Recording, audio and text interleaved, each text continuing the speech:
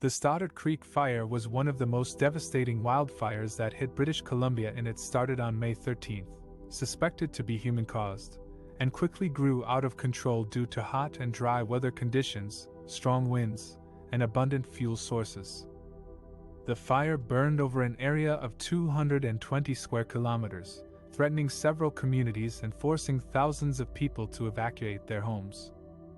The fire was first reported around 3 p.m. on May 13, near Fort Street. John, a city with a population of roughly 21,000 people. The fire was located about 25 kilometers from the city, in a remote area with limited access and steep terrain. The fire spread rapidly, driven by winds from the southeast and the consumption of rapidly burning spruce trees. By May 14, the fire had grown to 12.3 square kilometers and prompted evacuation orders for 136 homes in the Peace River Regional District. The situation worsened on May 15, when a cold, dry front tracked southward from Fort Nelson towards Fort Street, John, causing winds to shift and increase.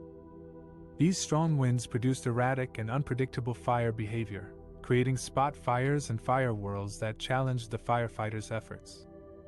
The fire also generated thick smoke that reduced visibility and air quality in the region.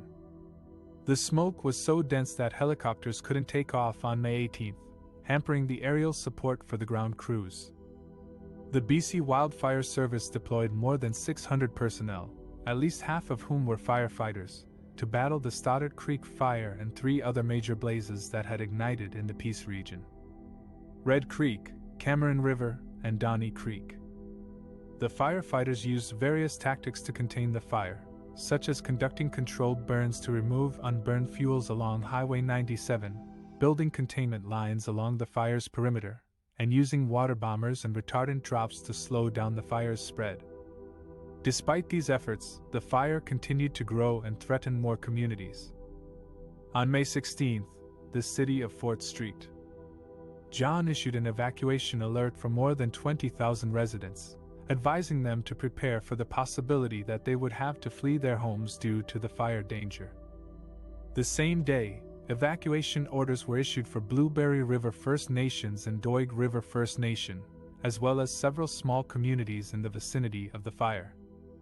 The Stoddart Creek Fire was finally brought under control on May 25, after more than a week of intense firefighting and favorable weather conditions. The fire was declared out on June 10, after no hot spots were detected for several days. The fire destroyed dozens of structures and caused millions of dollars in damages. It also had a significant impact on the environment and wildlife, as well as on the health and well-being of the people affected by it.